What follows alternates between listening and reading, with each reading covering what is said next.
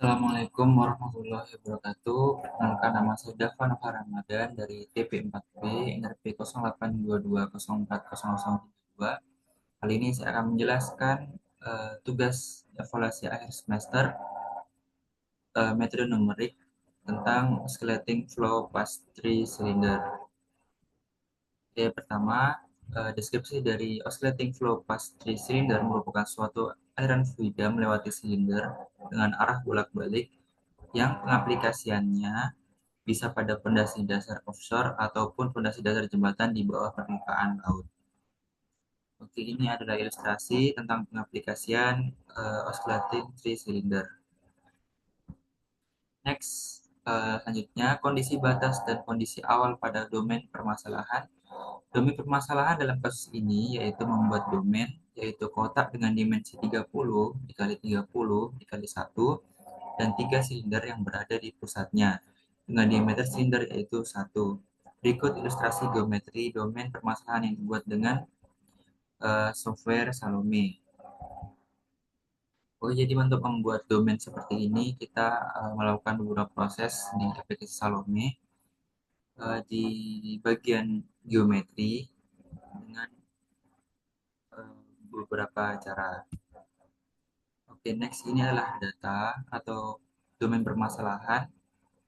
Ada dengan ukuran dengan keterangan gambar A itu amplitude kecepatan aliran bolak-balik, D diameter silinder, R radius atau jarak pusat silinder dengan pusat koordinat, L level shift kecepatan aliran bolak-balik, S skala kecepatan aliran bolak-balik, U kecepatan aliran arah sumbu X, W kecepatan aliran arah sumbu Z, dan alfa sudut silinder ke satu dengan sumbu Z.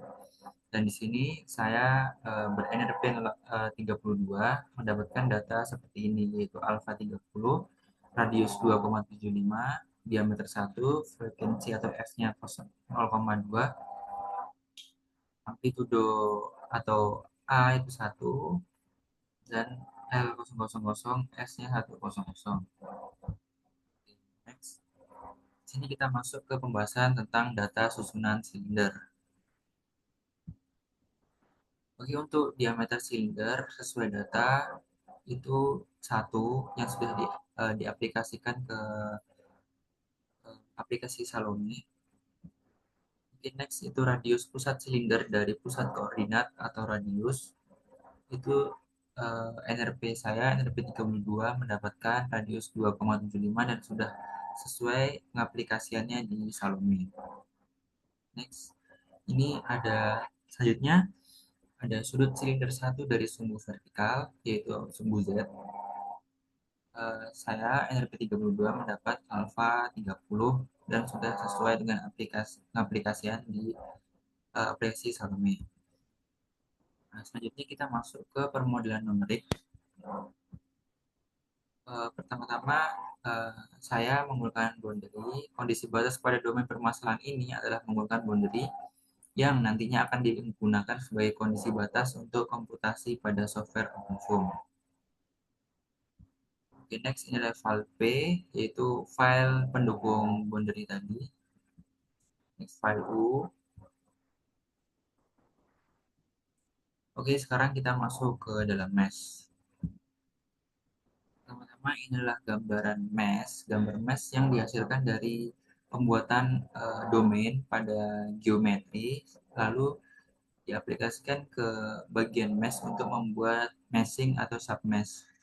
Untuk tipe mesh yang digunakan, yang saya gunakan adalah Prisma. Next, inilah jumlah mesh setelah dikomput. Ini ada sekitar 90.047. Next ada control dict.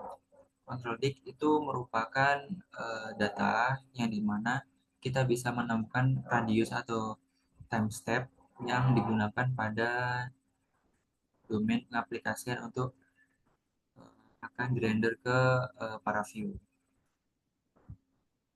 Oke, next ini hasil simulasi setelah proses dari Salome tadi lalu ke OpenFOAM lalu selanjutnya ke para view dan ini hasil simulasi. Oke, untuk plot contour vorticity saat T25 dan T27,5 seperti di gambar. Lalu next ada plot kontur tekanan saat T25 dan T27,5.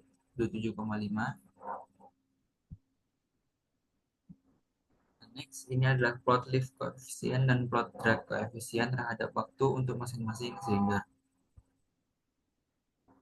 Oke, ini untuk silinder pertama. Di sana eh, menjabarkan bahwa warna biru untuk CD dan warna oranye untuk CL.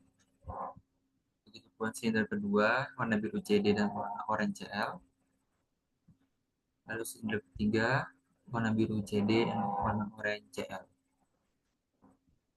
Next, untuk kesimpulan yang bisa diambil dari praktikum ini, silinder yang berada di depan atau di posisi pertama akan menerima gaya drag terbesar karena mengalami aliran fluida yang tidak terganggu secara langsung. Silinder-silinder di belakang atau di sampingnya akan mengalami aliran fluida yang sudah terganggu oleh silinder di depannya, sehingga gaya drag yang diterima cenderung lebih kecil. Urutan silinder dari yang menerima gaya drag terbesar hingga terkecil biasanya adalah silinder pertama, silinder kedua, lalu silinder ketiga. Sementara itu, gaya lift adalah gaya yang bekerja tegak lurus terhadap aliran fluida. Gaya lift yang diterima oleh silinder juga dipengaruhi oleh posisi silinder dalam susunan. Silinder yang berada di posisi paling depan akan mengalami gaya lift yang berbeda dibandingkan silinder-silinder di belakangnya, karena aliran fluida di sekitar belum terganggu oleh silindernya. Pengaruh silinder di belakang terhadap distribusi tekanan di sekitar silinder dapat bisa menciptakan variasi dalam gaya lift. Sekian yang bisa saya sampaikan, kurang lebih mohon maaf. Wassalamualaikum warahmatullahi wabarakatuh.